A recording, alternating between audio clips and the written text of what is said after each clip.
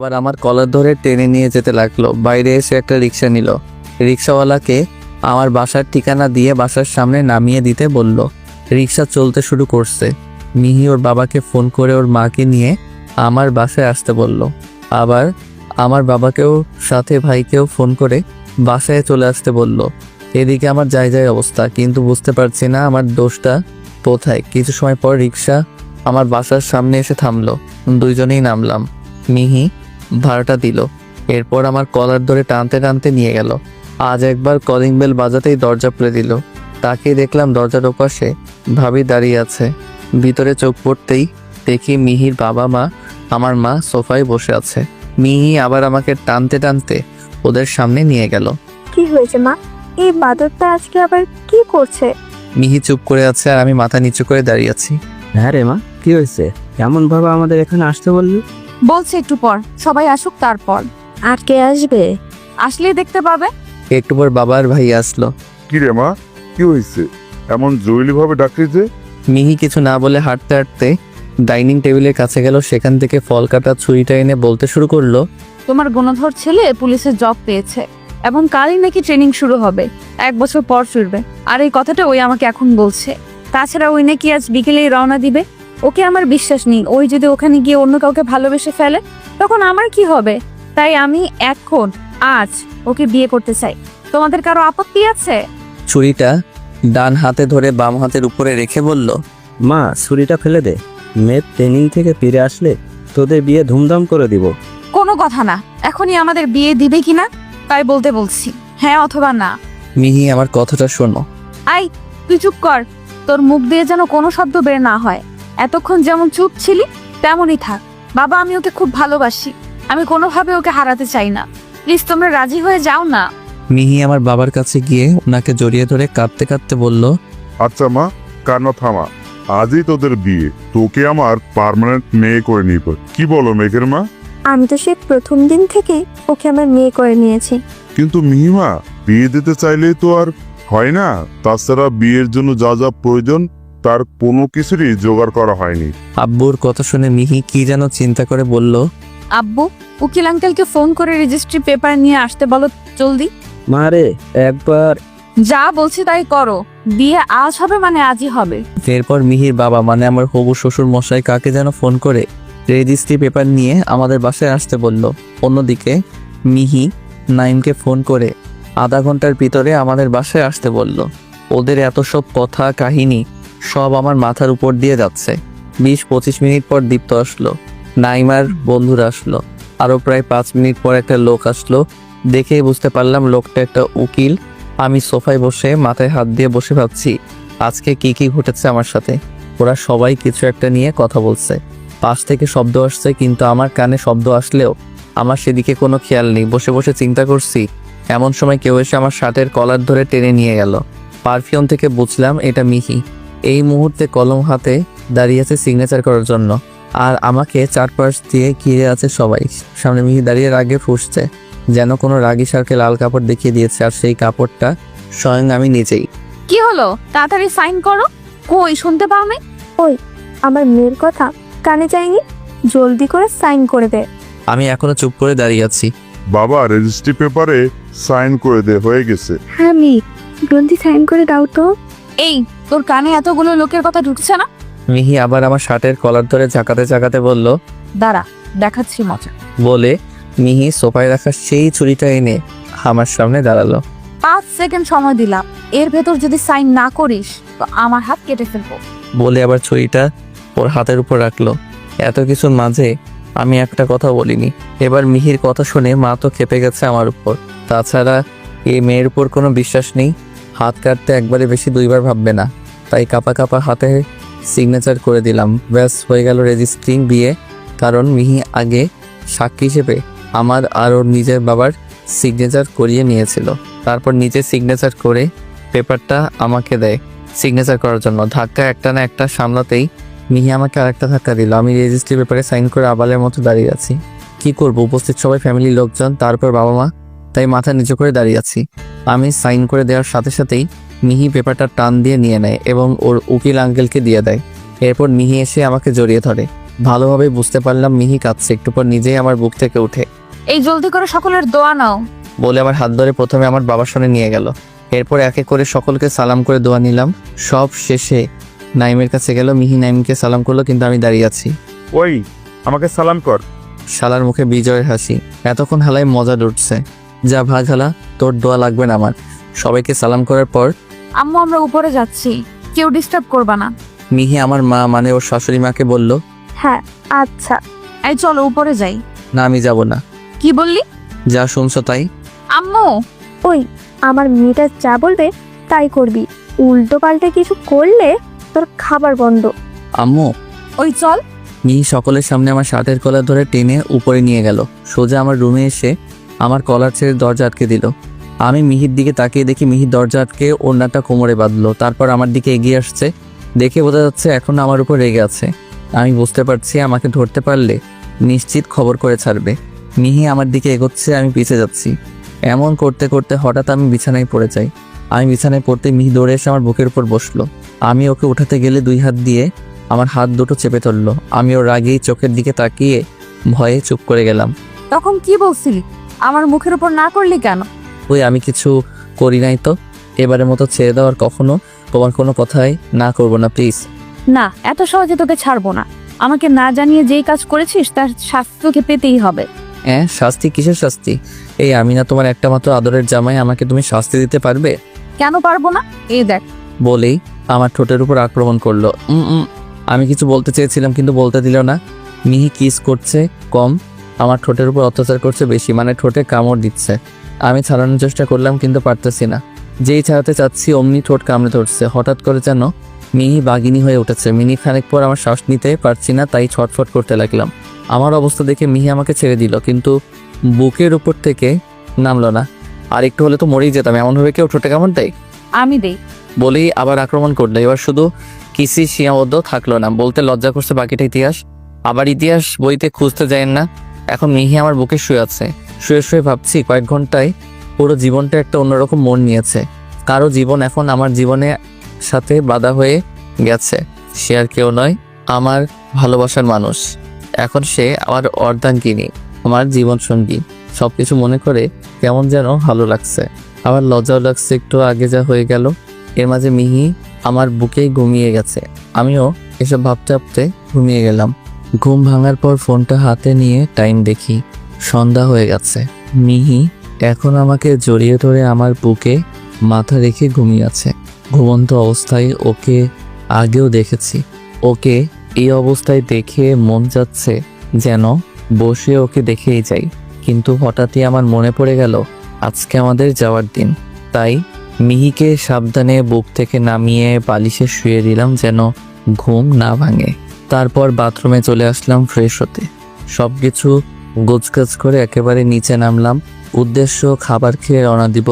নিচে আসতেই, কি ভাই কেমন দিল?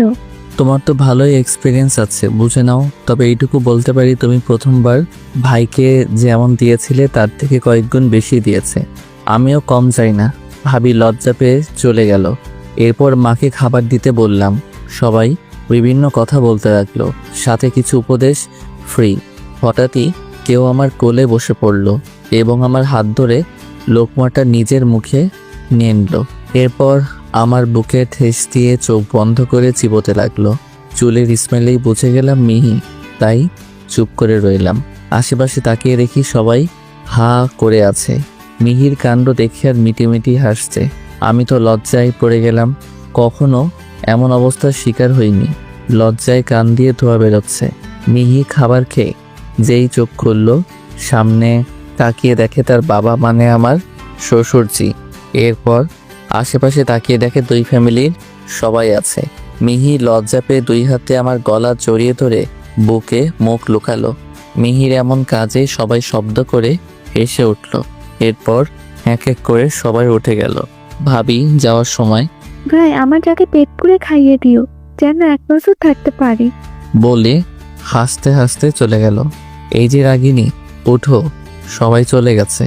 এই মিহি ওঠো, পরে আমার দেরি হয়ে যাবে। হঠাৎ মনে হলো মিহি ফোপাচ্ছে। তার মানে মিহি কাঁদছে। আমি মিহির মুখটা বুক থেকে তুললাম। আমার ধারণাই ঠিক, মিহি কাঁদছে। হাতের উল্টো পিঠ দিয়ে চোখের জল মুছে দিয়ে বললাম কথাটা। আমি তোমাকে ছেড়ে থাকতে পারবো না, এক মুহূর্তও না। বলে আমাকে ঝাপটে ধরে আমার বুকে মাথা রেখে কাঁদতে লাগলো। আরে পাগলি, মাত্র 1 বছরের জন্যই তো।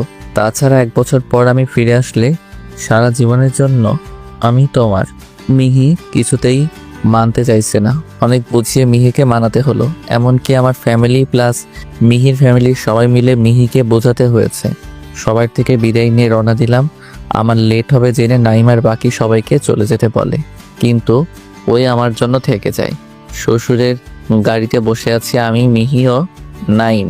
শ্বশুর জি গাড়ি চালাচ্ছে, আমরা পিছনে বসে আছি। মিহি আমাকে জড়িয়ে ধরে কেঁদেই চলেছে, থামার কোনো নামগন্ধ নেই।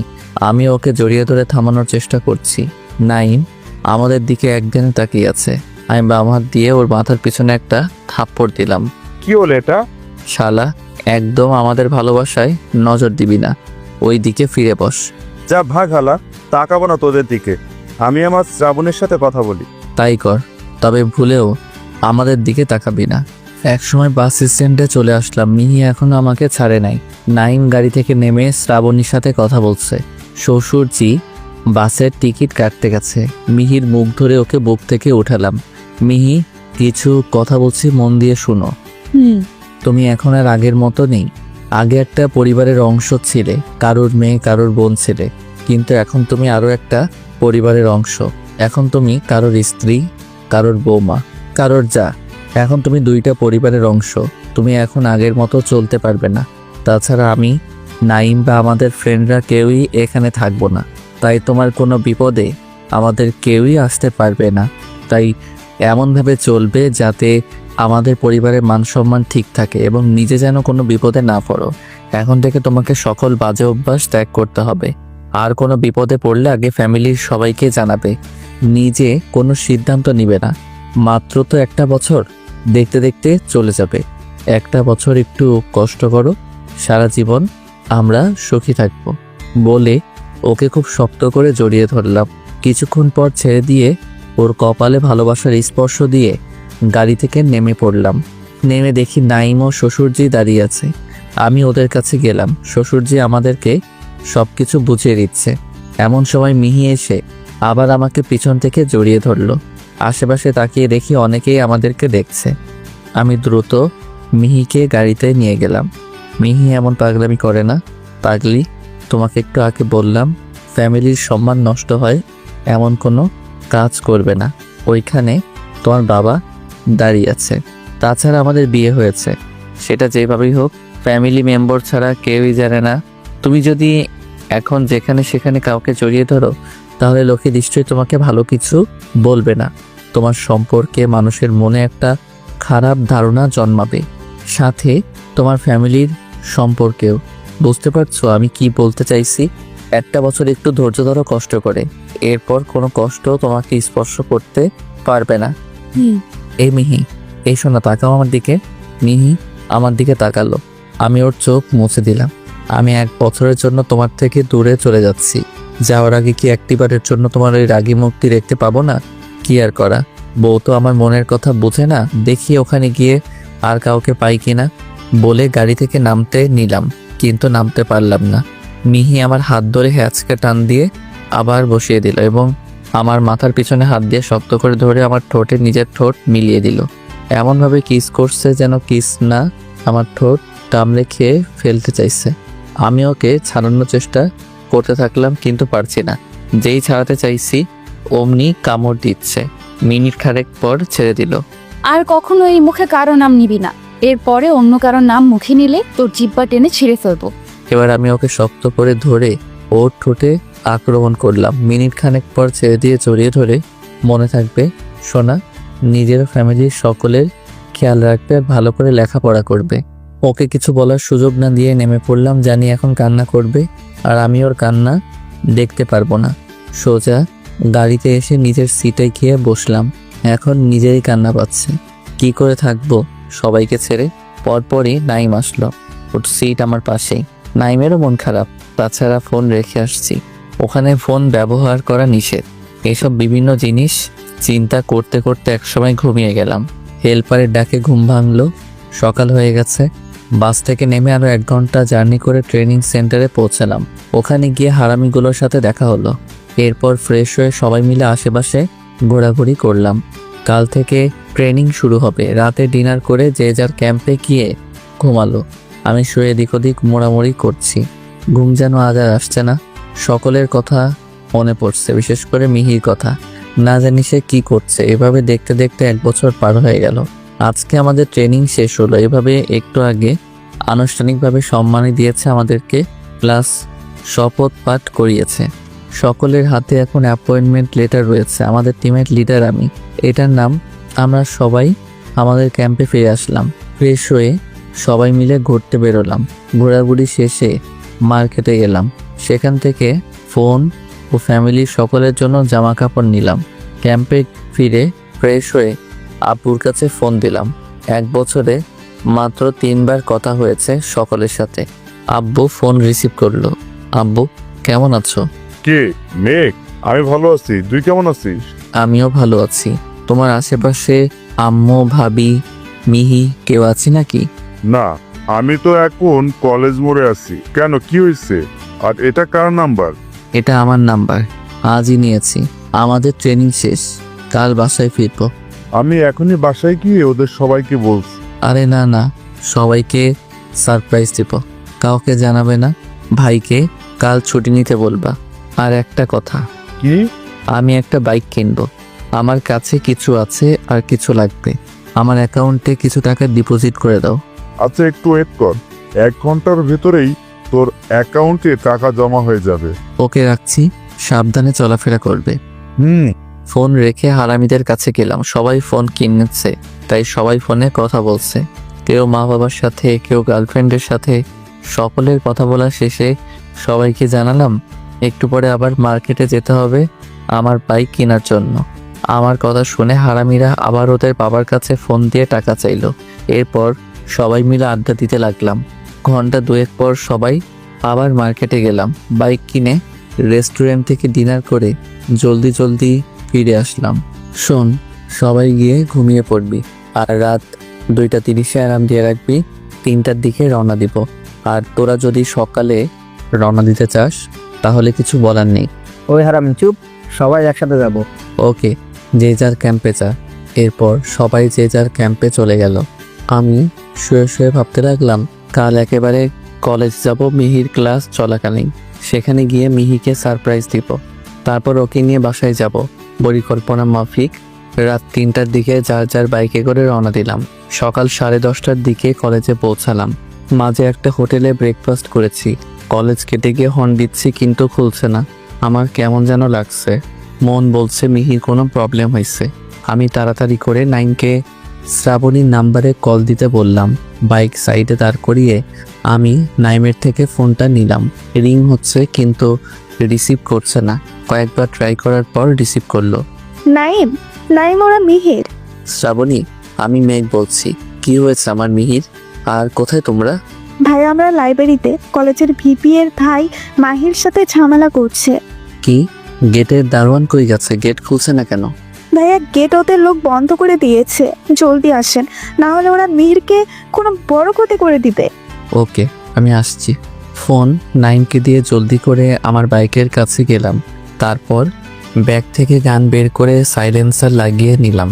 সাথে 2টা এক্সট্রা ম্যাগাজিন নিলাম। 3টা ম্যাগাজিনে 17টা করে মোট 51টা বুলেট আছে। ওরাও আমার দেখা দেখি নিজেদের গান বের করে লোড করে নিল। আমি ভিতরে যাচ্ছি, তোরাও আমার পিছে পিছে আয়। গানটা কোমরে গুজে গেট টপকালাম। গেট টপকে দেখি গেটের পাহারায় 7 জন রয়েছে।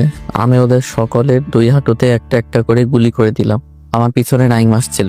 এদেরকে 2 জনে সামলা, যেন কারো মুখ থেকে শব্দ বের না হয় বলে আমি লাইব্রেরির দিকে দৌড় দিলাম। লাইব্রেরির কাছে গিয়ে গানের ম্যাগাজিন বদলে নিলাম। এরপর ভিতরে ঢুকলাম। ভিতরে ঢুকে যা দেখলাম তাতে আমার রাগ চূড়ান্ত পর্যায়ে পৌঁছে গেল। কারণ পুরো 13টা ছেলে মিহিকে গোল করে ঘিরে ঘুরছে। তার ভিতরে একজন মিহির ওড়না ধরে টানছে। মিহি ওড়নার অন্য প্রান্ত ধরে আছে। আর লাইব্রেরির সকলে এই দৃশ্য উপভোগ করছে। আমি চিৎকার করে ডাক দিলাম, মিহি মিহি অন্য ছেড়ে একটা ছেলেকে ধাক্কা দিয়ে ফেলে দিয়ে দৌড়ে এসে আমার বুকে ঝাঁপিয়ে পড়ল। অজর দ্বারায় কান্না করছে। আমাকে এমনভাবে জড়িয়ে ধরছে যেন নিজের সুরক্ষিত স্থানে পৌঁছে গেছে। ওরা ওরা আমার সাথে। চুপ, কিছু বলতে হবে না, শুধু দেখো ওদের কি অবস্থা করি। ওই তুই কে বে? আমাদের শিকারে ভাগ বসাচ্ছিস? যে ছেলেটা মিহির ওড়না ধরে টানছিল সেইটা বলল আমাকে। আমি রাগ কন্ট্রোল করতে না পেরে কোমর থেকে গানটা বের করে ওর দুই পায়েরই 3টা জয়েন্টে 3টা করে গুলি করলাম। এটা দেখে বাকি ছেলেগুলো প্লাস লাইব্রেরিতে উপস্থিত সবাই লাইব্রেরি থেকে বেরোনোর জন্য ছোটাছুটি করতে লাগলো, কিন্তু কেউ বেরোতে পারলো না, কারণ গেটে আমার বন্ধুরা গান হাতে দাঁড়িয়ে আছে। এদিকে যাকে গুলি করছি সে চিৎকার করে কান্না করছে। আমি শার্ট পরেছিলাম, শার্টটা খুলে মিহির শরীরে জড়িয়ে দিলাম। এরপর মিহিকে ছাড়িয়ে ওই ছেলেটার কাছে গেলাম। ওর মুখের ভিতরে গান ভরে বললাম, চুপ, মুখ দিয়ে শব্দ বের হলে সোজা উপরে পাঠিয়ে দিব। ওই এর সাথে আর কে কে ছিলি আমার সামনে এসে দাঁড়া। আমার যদি তোদেরকে খুঁজে বের করতে হয় তবে তোদের খুঁজে বের করতে যতটুকু সময় লাগবে ওইটুকুই তোদের আয়ু। খুঁজে বের করতে পারলে কোনো কথা বলার সুযোগ পাবি না। আমার কথা শুনে সবগুলো ভিড়ের মাঝ থেকে ছুটে এসে আমার পায়ে পড়ল। ভাই, আমাদের মাফ করে দেন, আর জীবনে এমন ভুল হবে না। ওই চুপ, মাফ করব কি করব না পরে দেখা যাবে। আগে তোদের টিমের সকল সদস্যদের ক্যাম্পাসে ডাক। একজন বাকি থাকলে তোদের সকলের প্রাণের ঝুঁকি আছে বলে যাকে গুলি করেছিলাম ওর পা ধরে টানতে টানতে ক্যাম্পাসে নিয়ে গেলাম। ওই হালাই তো যন্ত্রণায় চিৎকার করছে। ওর এই চিৎকার আমার রাগের মাত্রা আরও বাড়িয়ে তুলছে। মারলাম ওর মিড পয়েন্টে এক লাথি। এক গগন বিদারী চিৎকার দিয়ে অজ্ঞান হয়ে গেল। নাইম যা, প্রিন্সিপাল আর ভিপিকে ধরে নিয়ে আয়। নাইম ও রাকিব গেল তাদেরকে আনতে, আর আমি পানি মেরে ছেলেটার জ্ঞান ফিরালাম। শেষ হয়ে কাতরাচ্ছে। কিছুক্ষণ পর শুধু প্রিন্সিপালকে নিয়ে ফিরে আসলো। প্রিন্সিপাল এসে দেখে ছেলেটার প্যান্ট সম্পূর্ণ রক্তে ভিজে গেছে এবং শুয়ে কাতরাচ্ছে। ওর এই অবস্থা দেখে প্রিন্সিপাল রেগে গেল এবং দৌড়ে ছেলেটির কাছে গেল। তোর এই অবস্থা কে করেছে বাবা? শুধু বল আমাকে, তারপর দেখ তার কি করি। কিন্তু ছেলেটা শুধুই কাঁদছে আর যন্ত্রণায় কাতরাচ্ছে, কোনো কথা বলছে না। এই, ওর এই অবস্থা কে করেছে? আমি করছি। ইউ বাস্টার্ড, তুই জানিস ওকে? ও আমার ভাইয়ের ছেলে। তোকে তো আমি... বলে আমার কাছে এসে আমাকে থাপ্পড় মারতে গেল। আমি ওনার হাতটা ধরে ফেললাম। হাতটা ঝাড়ি দিয়ে ফেলে দিয়ে উল্টো সর্বশক্তি দিয়ে ঠাস ঠাস করে একটা থাপ্পড় দিলাম। উনি মাটিতে পড়ে গেল। চুপ করে ওই জায়গায় বসে থাক। ওই যা করেছে তার সত্ত্বেও এখনো বেঁচে আছে, ওইটা ওর ভাগ্য। আর তোর প্রিন্সিপালগিরি বের করছি আজ। প্রিন্সিপাল থাপ্পড় খেয়ে একে তো সামলাতে পারিনি, তার উপর ক্যাম্পাসের সকল স্টুডেন্টদের সামনে লজ্জায় অপমানে উনি একেবারে চুপ করে গেলেন। নাইন যা তো, সব স্যার প্লাস স্টুডেন্টদের ক্যাম্পাসে ডেকে নিয়ে আয়। এরপর ওদের টিমের সকলের ফ্যামিলিকে ফোন করে কলেজে ডেকে নিয়ে আসলাম। এরপর ওরা আজ পর্যন্ত যে সকল অপরাধ করছে সব স্বীকার করতে বললাম উপস্থিত সকলের সামনে। সব শেষে দেখা গেল ওরা ড্রাগসের ব্যবসা করে, সাথে বেশ কয়েকটা রেপ কেসও আছে ওদের নামে। সব কিছু শেষে জানতে পারলাম ওদের লিডার এই কলেজের ভিপি। তাছাড়া ওরা যতগুলো রেপ কেসের সাথে জড়িত সবগুলো থেকে ছাড়া পেয়েছে কলেজের প্রিন্সিপালের জন্য। ওরা যখন নিজেদের সকল অপরাধ স্বীকার করছে তখন কোথা থেকে ভিপি আসলো? ভিড় কাটিয়ে যখন সামনে আসলো দেখে সবাই নিজেদের অপরাধ স্বীকার করছে, এমনকি ভিপি অপরাধগুলো বলে দিচ্ছে।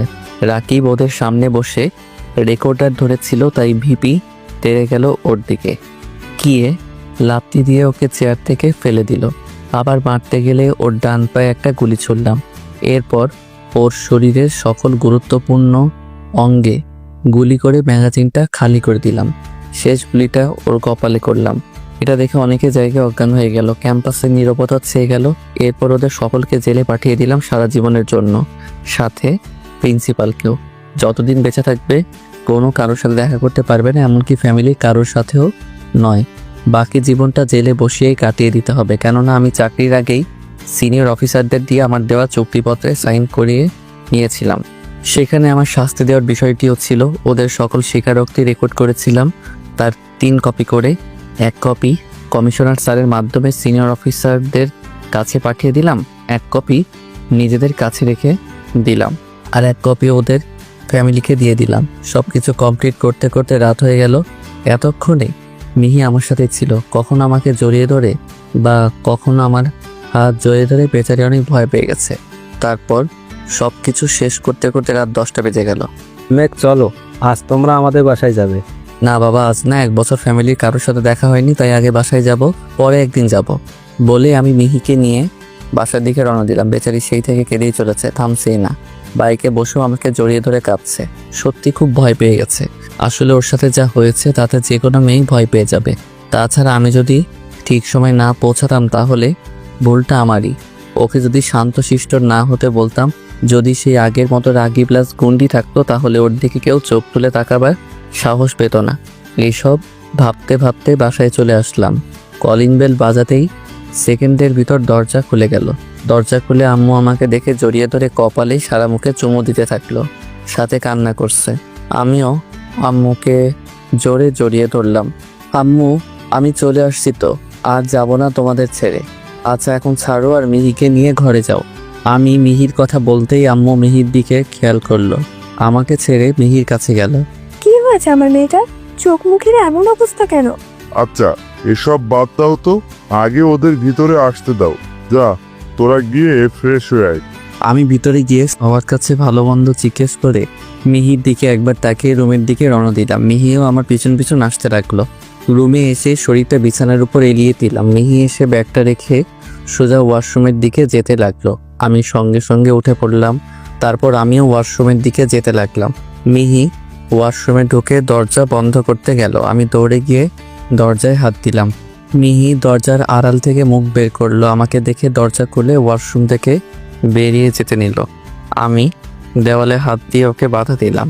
মিহি মাথা নিচু করে দেওয়ালে ঠেস দিয়ে দাঁড়িয়ে আমাকে ভিতরে যাওয়ার পথ করে দিল। আমি জলদি করে ভিতরে ঢুকে দরজা বন্ধ করে দিলাম। দরজা বন্ধ করার শব্দ শুনে মিহি আমার দিকে তাকালো। আমি বেশ ভালো করে বুঝতে পারছি মিহি আমার উপর অভিমান করে আছে। আমি ওর দুই পাশে 2 হাত রেখে, কি কথা বলবেন আমার সাথে? মিহি সে আগের মতো মাথা নিচু করে চুপ করে আছে। আচ্ছা কথা দিচ্ছি, আর কখনো তোমাকে ছেড়ে কোথাও যাব না, গেলেও তোমাকে সাথে করে নিয়ে যাব। আবারও চুপ। এবার ওর থুতনি ধরে মাথাটা উঁচু করে ধরলাম। মিহি তাকাও আমার দিকে, আমি বলছি তাকাও আমার দিকে, চোখে চোখ রেখে তাকাও। মিহি এবার কিছুটা কেঁপে উঠল এবং চোখ তুলে চাইলো আমার দিকে। কিছু দেখতে পাচ্ছ আমার চোখে? দীর্ঘ 1 বছর তোমাকে দেখতে পারিনি, তোমার ছোঁয়া পাইনি, তোমার মুখে ভালোবাসি কথাটাও শুনতে পারিনি। আমি কি সেখানে সুখে ছিলাম? তারপর আজ যখন ভাবলাম তোমাকে না জানিয়ে এসে চমকে দেব, সেখানে কি ঘটে গেল জানো? কাল রাতে ঘুমাতে পারিনি তোমার কাছে ফেরার উত্তেজনায়। রাত 3টায় রওনা দিয়েছি। এখানে এসে দেখলাম কেউ তোমার সম্মানহানি করতে চাইছে। আসছি থেকে একটিবার তোমার সেই হাসি মুখটি দেখতে পেলাম না। যেখানে আমার অভিমান করে থাকার কথা, সেখানে উল্টো তুমি অভিমান করে আছো। আমি কি এতটাই অপরাধী তোমার কাছে? বলে হাঁটু ভেঙে মিহির পায়ের কাছে বসে পড়লাম। মিহির এমন ব্যবহার আমি মেনে নিতে পারছি না, খুব কষ্ট হচ্ছে। একটু পর মিহি হাঁটু ভেঙে আমার সামনে বসে আমাকে জড়িয়ে ধরে শব্দ করে কাঁদতে শুরু করলো। একটু পর কিছুটা শান্ত হয়ে বলল, আমাকে মাফ করে দাও সোনা। আসলে আমাকে ছেড়ে চলে যাওয়ার তোমার উপর খুব অভিমান হয়েছিল, যার কারণে একটা দিন তোমাকে না দেখলে, তোমার সাথে কথা না বললে থাকতে পারি না। সেখানে 1টা বছর তোমাকে ছাড়া কাটাতে হয়েছে। এই 1টা বছরে প্রতিটা মুহূর্তে তোমার কথা মনে পড়তো, আর অভিমানটা আরো বেড়ে যেত। প্রতিটি দিন, প্রতিটি মুহূর্ত তোমার ফিরে আসার আশায় চেয়ে থাকতাম। কলেজে যাওয়াও ছেড়ে দিয়েছিলাম। আজ হঠাৎ শ্রাবণী ফোন করে কলেজে যেতে বলল। কলেজে গিয়ে ওই ভিপির ভাইয়ের সাথে ঝামেলা হয়। তারপর ওরা আমার সাথে, আজকে তুমি যদি তখন না আসতে তাহলে আমি আসলে খুব ভয় পেয়ে গেছিলাম। ভয়টা এখনো কাটিয়ে উঠতে পারিনি। তাই প্লিজ মাফ করে দাও সোনা, প্লিজ। আসলে তো ওর সাথে যা কিছু হয়েছে তা এত সহজে কেউ কাটিয়ে উঠতে পারবে না। তাছাড়া আমার উপর অভিমান করাটাও স্বাভাবিক। তাই ওকে শক্ত করে জড়িয়ে ধরে বললাম, মাফ করতে পারি যদি কান্না থামিয়ে মুখে হাসি ফোটাও এবং আমার পাওনাটা পরিশোধ করো। মিহি আমার কথা শুনে আমাকে ছেড়ে দিল। ওর মুখের দিকে তাকিয়ে দেখলাম লজ্জায় লাল হয়ে গেছে। পরক্ষণেই রাগী চোখে আমার দিকে তাকালো। কিসের পাওনা? আমি কারো কোনো পাওনা টাওনা দিতে পারবো না। বলে উঠে দাঁড়িয়ে দরজা খুলতে গেল। আমিও ঝটপট উঠে দাঁড়িয়ে ওকে পিছন থেকে জড়িয়ে ধরলাম। এই ভালো হচ্ছে না কিন্তু। কেন সুন্দরী, খারাপ কি হচ্ছে? 1 বছর পর কাছে পেয়েছি তোমায়, এত সহজে ছাড়ছি না বলে একটা ভিলেনি হাসি দিলাম। মিহির লজ্জা পেয়ে গেল। মিহির এমন লজ্জা পাওয়া দেখে ঠিক থাকতে পারলাম না। মুহূর্তের মধ্যে কোমর ধরে টান দিয়ে আমার একেবারে কাছে নিয়ে আসলাম। দুজনে একে অপরের নিঃশ্বাসের শব্দ শুনতে পাচ্ছি। তারপর এক হাত ওর মাথার পিছনে দিয়ে আরও কাছে টেনে 4 ঠোঁট মিলিয়ে দিলাম। দীর্ঘ 1 বছরের তৃষ্ণা মেটাতে থাকলাম। মিহি শুরুতে ছাড়া পাওয়ার চেষ্টা করলেও একটু পর নিজেই আমার উপর জোরালো হামলা চালালো। প্রায় 5 মিনিট যুদ্ধ চলল। দুইজনেরই দম ফুরিয়ে যাওয়ায় একে অপরকে ছেড়ে দিলাম। মিহি একটা লম্বা শ্বাস নিয়ে আবার আমাকে আক্রমণ করলো। এবার আমি নিজে ওর থেকে ছাড়া পাওয়ার চেষ্টা করছি, কেননা মিহি এবার কিস করছে না, কিসের বদলে ঠোঁটে কামড় দিচ্ছে। অনেক চেষ্টা করে ওর চুল ধরে পিছনে টেনে ওকে ছাড়ালাম। ততক্ষণে আমার ঠোঁট ফুলে কলা গাছ হয়ে গেছে। এটা আমাকে ছেড়ে যাওয়ার শাস্তি। ফের যদি আমাকে ছেড়ে কখনো ছেড়ে যাওয়ার চিন্তাও করিস, মাথায় আনিস, তাহলে তোর ঠোঁট কেন, তোকেই আস্ত রাখবো না। বলেই দরজা খুলে বেরিয়ে গেল। আমি আয়নার সামনে গিয়ে নিজেকে দেখলাম। চেনাই যাচ্ছে না শুধু ঠোঁটের কারণে, আসলে ঠোঁট ফুলে হনুমানদের মতো হয়ে গেছে। শাওয়ার ছেড়ে দিয়ে নিচে দাঁড়ালাম। আহ, কি শান্তি! স্নান সেরে বাইরে বের হয়ে দেখি মিহি মেডিসিন হাতে দাঁড়িয়ে আছে। এতক্ষণ লাগে ছেলে মানুষের স্নান করতে? সে কখন থেকে মেডিসিন হাতে দাঁড়িয়ে আছি। কোথায় লেখা আছে ছেলেদের স্নান করতে সময় লাগে না আর এত দরদ দেখাতে হবে না? নিজে কামড়িয়ে এখন আসছে দরদ দেখাতে বলে পাশ কাটিয়ে বিছানায় গিয়ে বসলাম। মিহি তুলায় মেডিসিন লাগিয়ে আমার সামনে এসে দাঁড়িয়ে আমার ঠোঁটের উপর ঠেসে ধরল। মেডিসিনের আকস্মিক প্রক্রিয়ায় মনে হলো কেউ আমার ঠোঁটে লঙ্কা গুঁড়ো মাখিয়ে দিয়েছে। আমি মিহির হাতটা টেনে আমার মুখের উপর থেকে টেনে সরিয়ে দিলাম। হাত সরিয়ে দিলাম এক চিৎকার। ও মা গো! মিহি সাথে সাথে আবার আমার মুখ চেপে ধরলো। আমি ওকে আবার সরানোর চেষ্টা করছি, কিন্তু সরাতে তো পারলামই না। উল্টো মিহি রেগে গিয়ে আমাকে ঠেলে বিছানায় শুয়ে দিল এবং আবার বুকের উপর বসে ঠোঁটের উপর মেডিসিন চেপে ধরে আছে। একটু পর ঠোঁটে আর জ্বালা করছে না, তাই চুপ করে মিহির দিকে তাকালাম। দীর্ঘ 1 বছর পর সেই রাগী মুখটা দেখতে পেলাম, যেটা দেখে মিহির প্রেমে পড়েছিলাম। আমার চুপ করে শুয়ে থাকা দেখে মিহি আমার চোখের দিকে তাকিয়ে দেখলো আমি ওর দিকে তাকিয়ে আছি। মিহি লজ্জা পেয়ে গেল এবং আমার বুকে মাথা রেখে আমার উপর শুয়ে পড়ল। এতক্ষণে খেয়াল আসলো কেউ দরজা ধাক্কাচ্ছে। একটু খেয়াল করতেই বাইরে থেকে আম্মুর গলা শুনতে পেলাম। মেঘ, বাবা কি হয়েছে তোর? দরজা খোল। আমরা চুপ করে আছি, কেউ কোনো শব্দ করছি না। মেহিমা, দরজা খোল। মেঘ, কি হলো? মিহি আমার উপর থেকে উঠে আমার কপালে একটা কিস করে দরজা খুলতে গেল। এই দরজা খুলো না, শুধু বলো আমরা ঠিক আছি। কেন? কিছু বোঝে না যেন ফিটার খাওয়া শিশু। আমার ঠোঁটের কি অবস্থা করেছো দেখো, আমি এখন কিভাবে তাদের সামনে যাব। ও হ্যাঁ, এই একদম হাসবে না, যাও ওদেরকে বলো আমরা ঠিক আছি, দরজা খোলার দরকার নাই। কিন্তু তারা কারণ শুনতে চাইলে কি বলবো? যা খুশি বলবা, কিন্তু ভিতরে আসতে দিবে না। আমি ওয়াশরুমে গেলাম, তুমি যাও। মিহি দরজা খুললো। এতক্ষণ কি করছিলি? মেঘ কই? মেঘ এমন চিৎকার করলো কেন? কি হয়েছে ওর? আম্মু মেঘকে ওয়াশরুমে গেছে আর আমি ওকে এতদিন আমার থেকে দূরে থাকার শাস্তি দিচ্ছিলাম। মা, চলো তো, এটা ওদের সিক্রেট ব্যাপার। ওই চলো তো, কতদিন পর দুজনে এক জায়গায় হয়েছে, কিছু একটা তো হবেই। মিহি ওদের কথা শুনে লজ্জায় মাথা নিচু করে দাঁড়িয়ে থাকলো। ওরাও চলে গেল। মিহি এসে ওয়াশরুমের দরজায় টোকা দিল। মেঘ সবাই চলে গেছে, বেরিয়ে এসো। আমি বেরিয়ে আসলাম। যাও গিয়ে ফ্রেশ হয়ে নাও, ফ্রেশ হয়ে আমার ডিনারটা উপরে নিয়ে এসো। এই অবস্থায় তো আর নিচে যেতে পারবো না।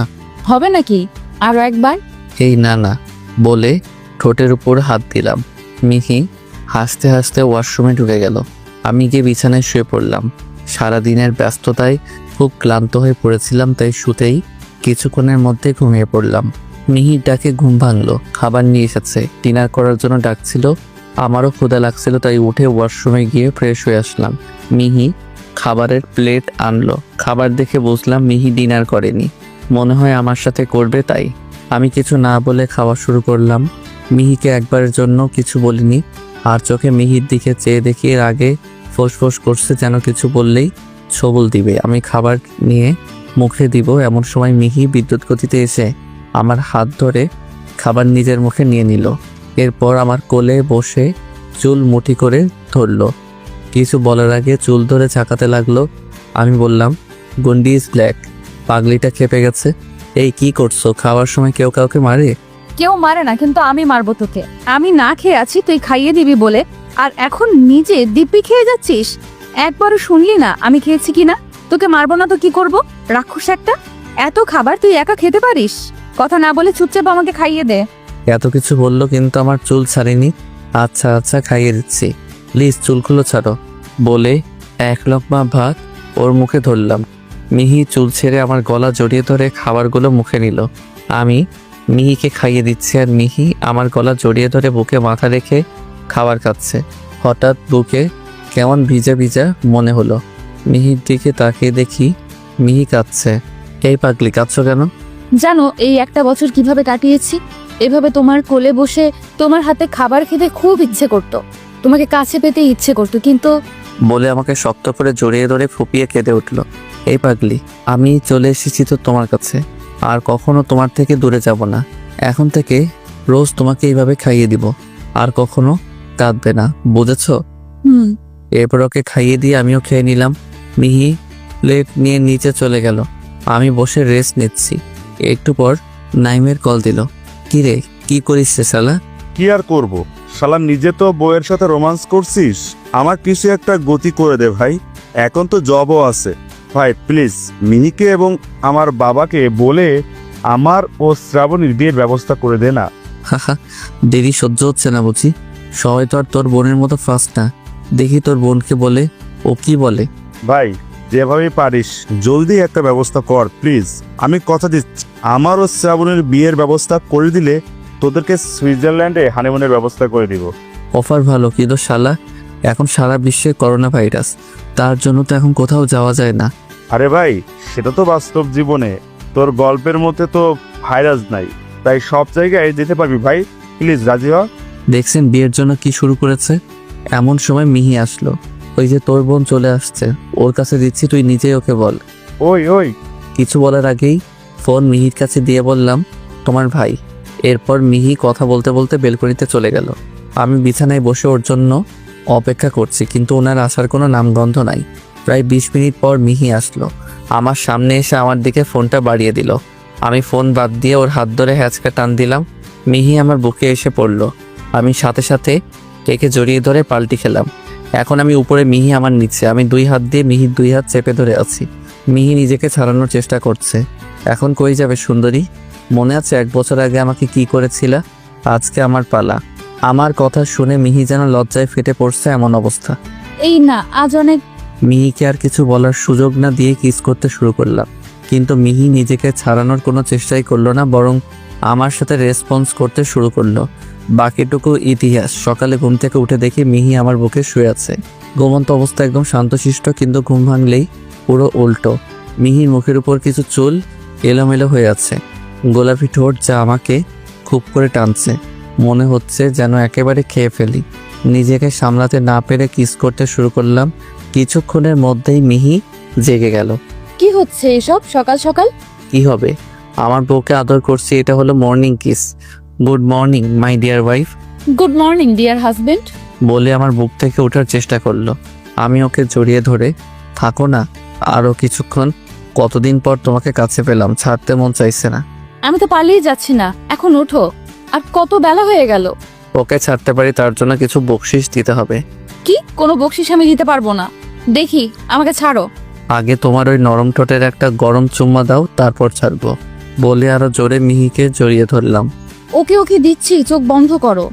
আমি চোখ বন্ধ করলাম। মিহি আমার ঠোঁটের উপর একটা কিস করে ঝটপট উঠে পড়ল, কিন্তু বিছানা থেকে নেমে দেখলো ওর শরীরে কোনো কাপড় নাই। জলদি করে আবার কম্বলের তলে ঢুকলো। ঢুকে কম্বল মুড়ি দিয়ে লজ্জা ঢাকতে চাইছে।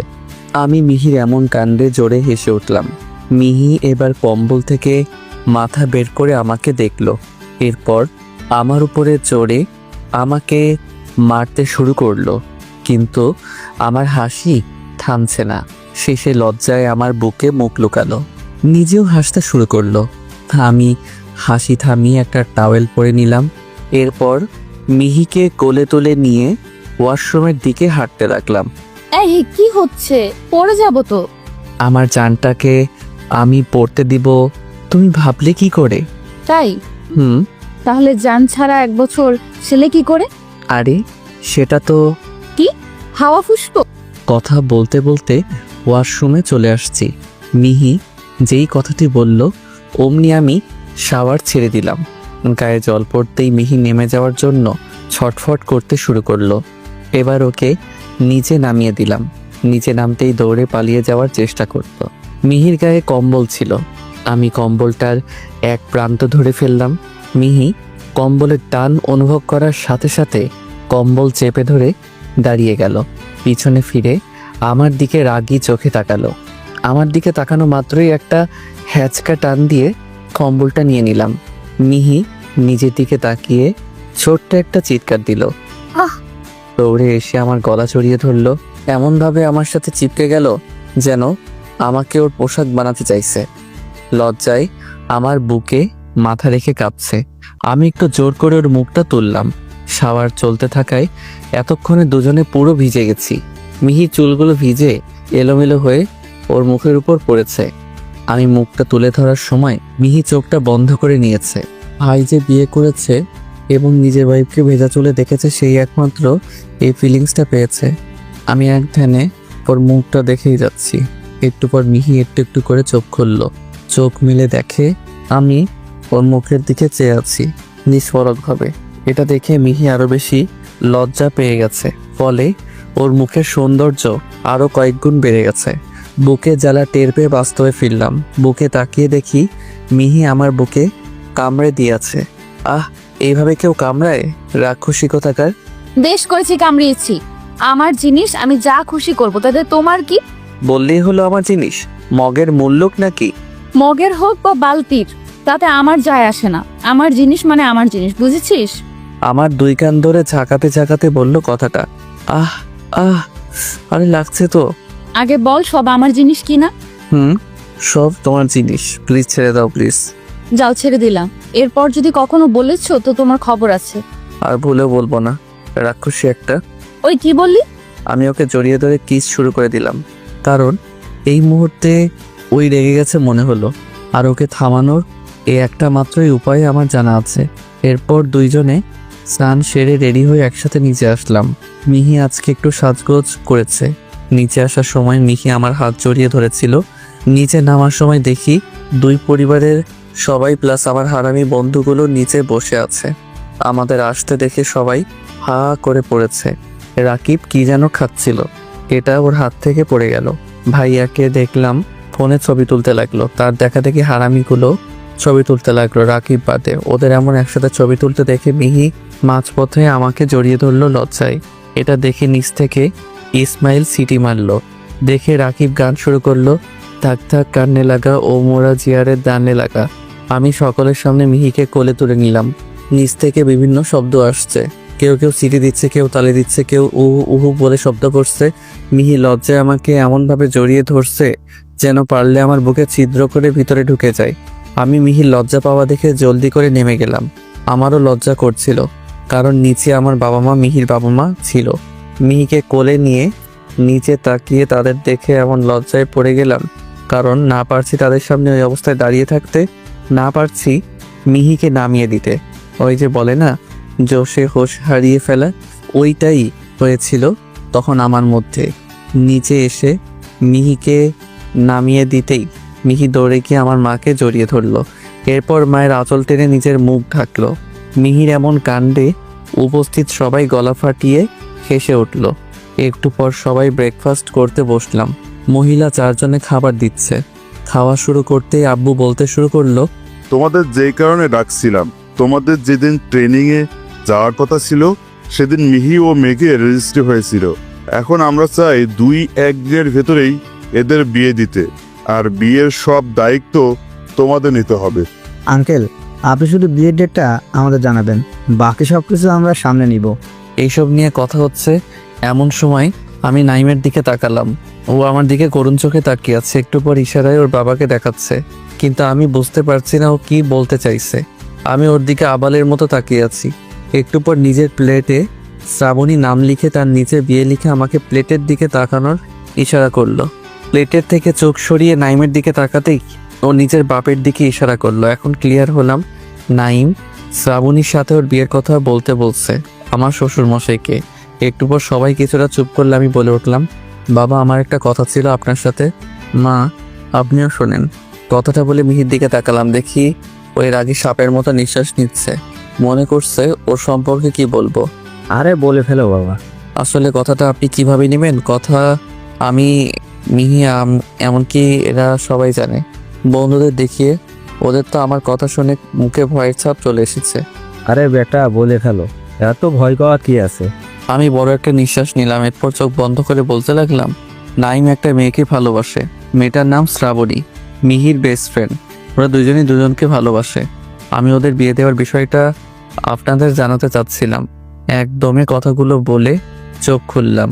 আমি কথা শেষ করার পর কিছুক্ষণ নীরবতা বিরাজ করলো। তারপর শ্বশুরজি শাশুড়ির দিকে একবার তাকিয়ে হেসে উঠল। তাকে হাসতে দেখে উপস্থিত সবাই হেসে উঠল, শুধু নাইম বাদে। ওই মাথা নিচু করে আছে। ব্রেকফাস্ট শেষ করে রেস্ট নেওয়ার সময় সবাই মিলে ঠিক করলো দুটো বিয়ে একসাথে হবে, একটা আমার ও মিহির এবং একটা নাইম ও শ্রাবণে। এরপর আমি বন্ধুদের সাথে বাইরে আসার সময় মেঘ শোনো, বলো, বিকেলে আমাকে নিয়ে ঘুরতে যেতে হবে। আমি আমার জানের আবদার না রাখতে পারি? রেডি হয়ে থেকো। তারপর চলে আসলাম বন্ধুদের সাথে। বন্ধুরা জোর করে একটা নামি দামি রেস্টুরেন্টে নিয়ে গেল। এরপর ইচ্ছে মতো অর্ডার করলো আর বিল আমায় ধরিয়ে দিল। খাওয়ার পর ওদেরকে বিকালে ওদের গার্লফ্রেন্ডদের নিয়ে একটা জায়গায় নাম বলে সেখানে আসতে বললাম। এরপর আমিও নাইম একসাথে বাসায় চলে আসলাম। দোস্ত অনেক ধন্যবাদ। কেন? রেস্টুরেন্টের বিল দিয়েছি বলে? দূর না, আমার আর শ্রাবণীর কথা বাবাকে জানানোর জন্য। আরে ফ্রেন্ডদের মধ্যে no thanks no sorry, only গালাগালি। বাড়ি ফিরে মিহিকে বললাম, মিহি বিকেল 4টার আগে রেডি হয়ে থাকবে। আমার ফ্রেন্ডরাও তাদের জিএফ নিয়ে ঘুরতে যাবে আমাদের সাথে। এরপর রুমে গিয়ে কিছুক্ষণ ঘুমালাম। বিকালে মিহি আমাকে ডেকে তুললো। এরপর রেডি হয়ে ওকে নিয়ে নির্দিষ্ট জায়গায় গেলাম। একে একে সবাই আসলো তাদের গার্লফ্রেন্ড নিয়ে। শিহাবের কেউ নাই, তাই ও একা। অন্যদিকে উজ্জ্বল এর ভিতরে একটা জোগাড় করে ফেলছে। কিরে দোস্ত, কেমনে কি হলো আমরা জানি না। আর দোস্ত, যা ভাবছিস তা না। এর সাথে আমার বিয়ে ঠিক করেছে পরিবার থেকে, তাই বিয়ের আগে একটু চুটিয়ে প্রেম করি। বুঝলাম মামা, কিন্তু ট্রিট তো পেলাম না। আচ্ছা দিব, তোরা তো আর ছাড়বি না। তারপর সবাই মিলে ঘোরাঘুরি করে রাত 9টার দিকে বাসায় ফিরলাম। এভাবে হেসে খেলে 1 মাসের মতো পার হয়ে গেল। এর ভিতর আমার নাইম ও উজ্জ্বলের বিয়ে হয়ে গেছে। আজকে ডিউটিতে ছিলাম একটা অপারেশনে। হঠাৎ মিহির ফোন আসে, কিন্তু রিসিভ করার পর আম্মু কথা বলে, হ্যালো মেঘ, জলদি বাসায় আয়, তোর ভাবি অসুস্থ হয়ে পড়েছে। ভাইয়া আর আব্বু কোথায়? তাদের ফোন দিয়েছি, তাদের আসতে লেট হবে। আচ্ছা তুমি টেনশন করো না, আমি এখনই আসতেছি। তারপর আমি জলদি বাসার দিকে রওনা দিলাম। বাসায় পৌঁছে দেখি ভাবি বসে আছে, আম্মু ও মিহি দুই পাশ দিয়ে বাতাস করছে। আমি জলদি মিহি ও ভাবিকে নিয়ে গাড়িতে করে হসপিটালে আসলাম। হসপিটালে এসে ডক্টরকে বললাম, ডক্টর আমার ভাবির কি হয়েছে? তিনি ঠিক আছেন তো? আরে এখানে টেনশনের কিছু নেই, বরং মিষ্টি খাওয়ান, তিনি মা হতে চলেছেন। এটা শোনার পর আমার খুশি দেখে কে। তারপর হসপিটালে মিষ্টি দিয়ে ভাবি ও মিহিকে নিয়ে বাসায় ফিরলাম। বাসায় ফিরে দেখি বাবা ও ভাই সোফায় বসে আছে। ভাইয়া তো টেনশনে ঘামে ভিজে গেছে। আমি গিয়েই মাকে নিয়ে নাচতে শুরু করলাম। এটা দেখে মিহি হাসছে। ভাবি আগে থেকে লজ্জা পেয়ে আছে। মিহির হাসি দেখে ভাবি আরো লজ্জা পেয়ে গেল। ভাবি দৌড়ে গিয়ে ভাইকে জড়িয়ে ধরলো। এই মেঘ, কি হয়েছে তোর ভাবির? আর এমন নাচতেছিস কেন তুই? ভাবি লজ্জায় ভাইকেও বলতে পারছে না। আমি মাকে নিয়ে বাবা ও ভাইয়ের কাছে গেলাম। আরে এত টেনশন নিচ্ছিস কেন? কিছুই হয়নি। তবে কি দেখ মেঘ, এটা মজা করার বিষয় না। তবে তুই বাবা হতে চলেছিস আর আমি চাচ্ছু। ভাবি 1.5 মাসের প্রেগনেন্ট। আমার কথা শুনে ভাই আনন্দে কেঁদে ফেললো। ওই যে বলে না, খুশিতেও চোখে জল আসে। একটা খুশির জোয়ার বয়ে গেল আমাদের পরিবারে। রাতে ডিনার করে এসে শুয়ে আছি। একটু পর মিহি আসলো। ঘরের দরজা লাগিয়ে দিয়ে এসে আমার বুকে মাথা রেখে চুপ করে শুয়ে রইল। আমি একটু অবাক হলাম, মিহি কখনোই এমন চুপ করে থাকে না। এই শোনা, কি হয়েছে তোমার? মিহি কোনো কথা বললো না, আগের মতোই আছে। কি হলো দেখি, তাকাও আমার দিকে, বলে ওর মুখটা তুললাম। এরপর ওর চোখে চোখ রেখে বললাম, বলো আমাকে, না বললে আমি বুঝবো কেমন করে? আমি একটা বেবি চাই, আমিও মা হতে চাই। ওরে আমার সোনারে, তুমি নিজেই তো এখনো পিচ্ছি, তার উপর আবার আরেকটা পিচ্ছি চাই? আমি সিরিয়াস, আমি বেবি চাই। এখন না যান, সময় হলে তখন নেব। না, আমার বেবি লাগবে মানে লাগবেই। আচ্ছা, তাহলে তো তোমায় অনেক আদর করতে হবে। তোমাকে বারণ করেছে কি? ওকে, তাহলে এখন নতুন মিশনে নামতে হবে। ওরা দেখছে তো। কই কারা? এখানে তো কেউ নেই। আরে তোমার গল্পের পাঠক পাঠিকারা। তো কি হয়েছে? যা, আমার বুঝি লজ্জা করে না? ওরে আমার লজ্জাবতী রে, একটু পর তোমার সব লজ্জা দূর করব। এখন আগে পাঠক পাঠিকাদের বিদায় দিয়ে আসি। এই যে, হ্যাঁ, আপনাদের বলছি, আমি এখন আমার বউয়ের আবদার পূরণ করতে একটা নতুন মিশনে নামবো। তাই আপনারা এখান থেকে যান, আমার বউ লজ্জা পায়। আপনাদের সাথে দেখা হবে নতুন ভালোবাসার গল্পে। টাটা, লাইট অফ, আর বাকিটা ইতিহাস। এই যে বন্ধুরা, গল্প শেষ করে কমেন্ট না করেই চলে যাচ্ছ, এইটা কিন্তু ঠিক না। তাড়াতাড়ি কমেন্ট করো। আর যারা এখনো আমাদের চ্যানেলটি সাবস্ক্রাইব করো নাই, জলদি করে সাবস্ক্রাইব করে আমাদের চ্যানেলের একজন মেম্বার হয়ে যাও প্লিজ। এই কি করছো? নাইম না তোমার বড় ভাই? ওরও একটা মান সম্মান আছে কলেজে। তুমি এভাবে সকলের সামনে ওকে অপমান করতে পারো না। ওকে। বলে মিহি হকি স্টিকটা হাতে নিয়ে হাঁটতে শুরু করলো আর বলল, এই সবগুলো আমার পেছনে পেছনে আয়। মিহি গিয়ে একটা গাছের তলায় বসলো। আমি ওর পাশে দাঁড়িয়ে আছি, বাকি সবাই সামনে দাঁড়িয়ে আছে। সবাই কান ধরে উদ্বাস শুরু করে দে। 500 বার উদ্বাস দিয়ে তবেই তোরা যেতে পারছিস। মিহি, বোন আমার, আজকের মতো মাফ করে দে। জীবনে আর মেঘকে নিয়ে হাসাহাসি করব না। দরকার হলে ওর সাথে কথাই বলবো না। আর আমি চুপ কর। মিহি এবার কিন্তু বেশি বেশি হয়ে যাচ্ছে। যাচ্ছে তো, কি করবি তুই? চুপ করে থাক, না হলে তোকে ওদের মতো। না না, আমি চুপ করেই থাকছি। কি হলো? শুরু করিস না কেন তোরা? আমার কথা শুনতে পাসনি? সবাই শুরু করলো কান ধরে উঠবস। 100-এর মতো দিয়ে সবগুলোর অবস্থা খারাপ। ওরা আমার দিকে করুণ চোখে তাকালো। আমি বুঝতে পারলাম ওদের আর হচ্ছে না। আমি মিহির কাছে গিয়ে বলছিলাম কি, ওদের এবারের মতো মাফ করে দাও, দেখতেই পাচ্ছ ওদের অবস্থা খারাপ। তোর খুব ঠেকছে ওদের জন্য না? ওই সবাই উঠে আয়, নাইম বাদে। ল, আর তুই আমাকে ওই রোদ্দুরে গিয়ে শুরু কর উদ্বোস দেওয়া। পুরো গুনে গুনে 600 বার দিবি। একবার কম দিলে 100 বার যোগ হবে। আমি মিহির কথা শুনে তো অজ্ঞান হয়ে যায় এমন অবস্থা। বলে কি এই মেয়ে? সোনা, রাগ করো না, দেখো। যা বললাম তাই কর গিয়ে, না হলে মেরে হাত পা ভেঙে দিব। মিহি হকি স্টিকটা নিয়ে উঠে দাঁড়িয়ে বলল। আমি ভয়ে ভয়ে রোদ্দুরে গিয়ে দাঁড়ালাম। চারপাশে তাকিয়ে দেখছি সবাই মজা নিচ্ছে। ওই নবাবের পোলা, দাঁড়িয়ে আছিস কেন? শুরু কর।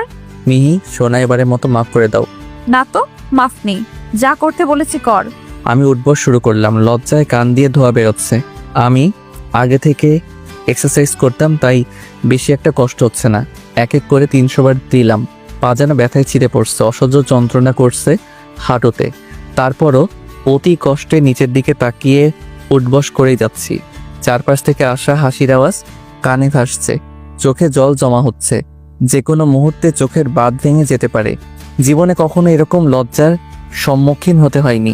একটু পরে চোখের বাঁধ ভেঙে গেল। এখন খুব কষ্ট হচ্ছে উঠবস করতে, হাত পা কাঁপছে। পর মুহূর্তে কেউ এসে আমাকে ঝাপটে ধরল। আমি আর দাঁড়িয়ে থাকতে পারলাম না, তার ধাক্কায় পড়ে গেলাম এবং সে আমার উপরে। আমি ওই ব্যক্তির মুখের দিকে তাকিয়ে দেখি মিহি। এক ঝটকায় তাকে আমার উপর থেকে নামিয়ে দিলাম। তারপর অনেক কষ্টে উঠে দাঁড়ালাম। দাঁড়াতে গিয়ে পড়ে যাচ্ছিলাম।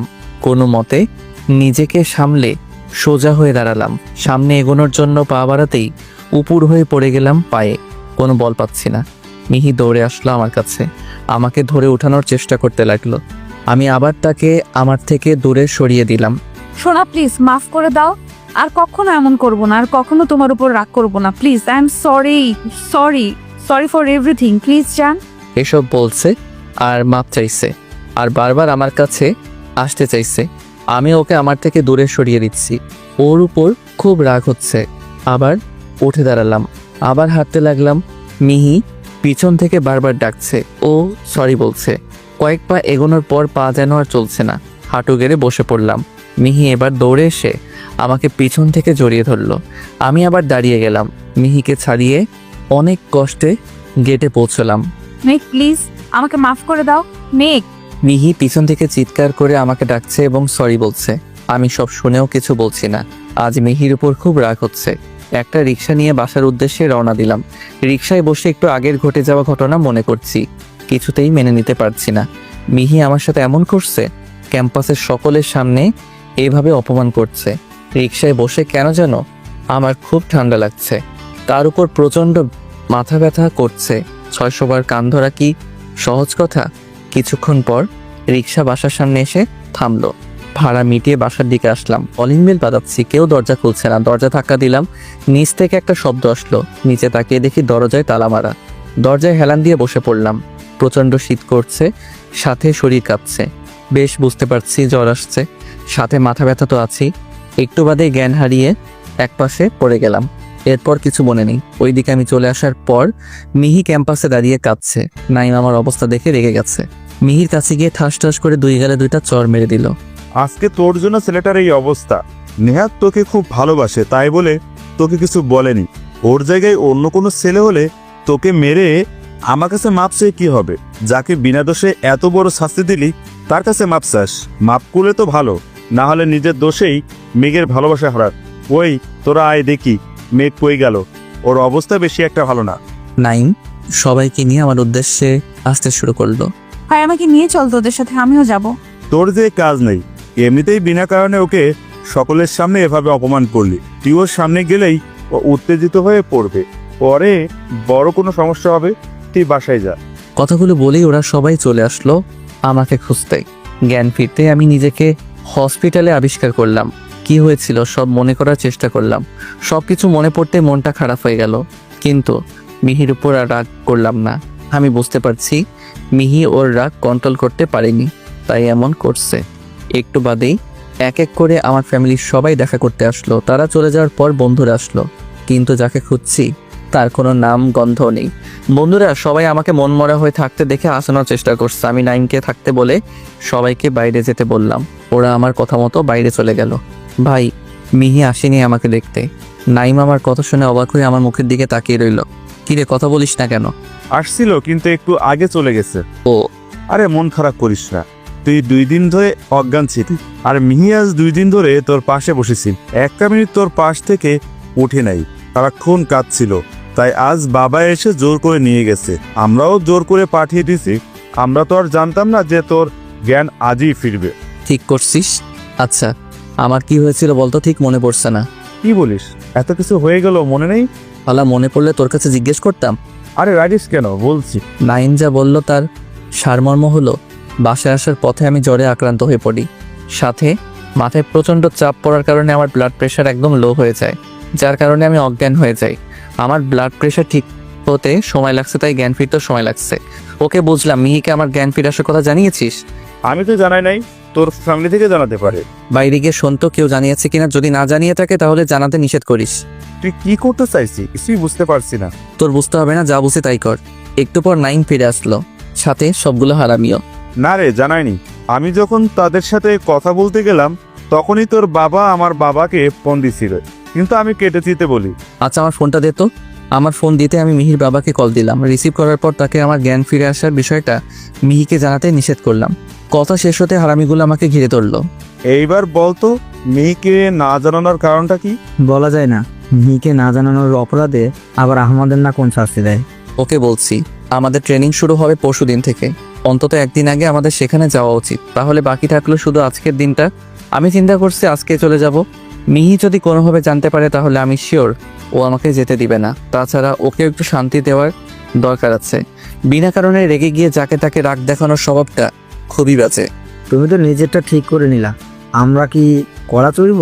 ফ্যামিলিকে কিভাবে কনভিন্স করব? ঠিক কথা বলছিস। মোটু, তোকে পার করতে পারলে তোর বাপ মা সারা পাবে, বিশেষ করে তোর মা। তার আর এত বেশি বেশি করে রান্না করা লাগবে না।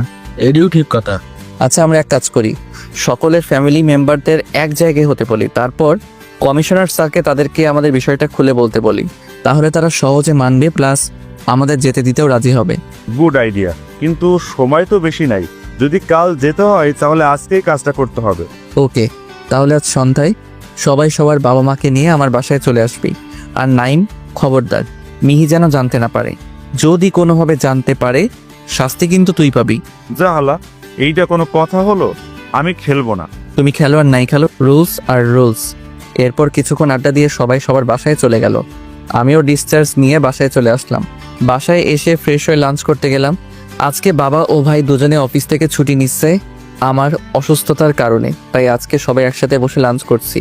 ও বলতে ভুলে গেছি, কমিশনার স্যার ভাইয়ের জন্য একটা ভালো জব ঠিক করে দিয়েছে। খাওয়ার মাঝে আমি তাদেরকে বললাম আজ সন্ধ্যায় আমার ফ্রেন্ডের সকলের বাবা মা আসবে, আমি তাদেরকে দাওয়াত করছি, তাই তাদের আপ্যায়নের ব্যবস্থা করবে। বাবা মাও হাসি মুখে মেনে নিল। এরপরে আম্মু জিজ্ঞেস করলো, তুই নাকি মিহিকে জানাতে নিষেধ করেছিস যে তুই সুস্থ হয়ে গেছিস? হুম। দেখ বাবা, মিহির উপর রাগ করে থাকিস না, মেয়েটা খুব ভালো। তো আমরা কি কারণটা জানতে পারি? এই 2 দিনে মিহির আচরণের কারণে আমার প্লাস মিহির ফ্যামিলির সবাই আমাদের রিলেশনের বিষয়টা জেনে গেছে। সন্ধ্যায় সবাই আসলে তখন জানতে পারবে। আর মিহিকে আমার বিষয়ে কিছুই বলার দরকার নেই, সময় হলে আমি নিজেই বলবো। এরপর লাঞ্চ শেষ করে একটা ঘুম দিলাম। এক ঘুমের সন্ধ্যা। ঘুম ভাঙলো হারামিদের ডাকে। সারা রাত এত জোরে জোরে দরজায় ধাক্কা দিচ্ছে যেন দরজা ভেঙে ফেলবে। দরজা খুলে ওদেরকে ভিতরে এসে বসতে বললাম। আমি গিয়ে ফ্রেশ হয়ে আসলাম। তারপর বাইরে আসলাম। বাইরে এসে দেখে আঙ্কেল আন্টিরা গল্প দিচ্ছে। আমি সকলের সাথে আলাপ করলাম। এরপর আমার আম্মুকে ডাকলাম। বাবা আগেই ওনাদের সাথে কথা বলেছিলেন আর আম্মু রান্না করেছিল। তারপর কমিশনার স্যারকে আমাদের পুলিশের চাকরি ও ট্রেনিংয়ের বিষয়ে সব খুলে বলতে লাগলাম। অবশ্য এর মাঝে উনিও আমার আর মিহির বিষয়টা জেনে গেছেন এবং মেনেও নিয়েছেন, কারণ উনি খুব ভালো করেই মিহিকে চিনেন। তাছাড়া মিহি ওনার খুব আদরের মেয়ে। এরপর উনি সকলের সামনে আমার সেদিনকার ওই 5 জন মাস্তানকে মারার কথা, প্লাস পুলিশকে হেল্প করা, প্লাস আমাকে জব অফার করা থেকে আজ পর্যন্ত যা কিছু হয়েছে সব খুলে বললেন। সব বলার পর শুনশান নীরবতা বিরাজ করছে।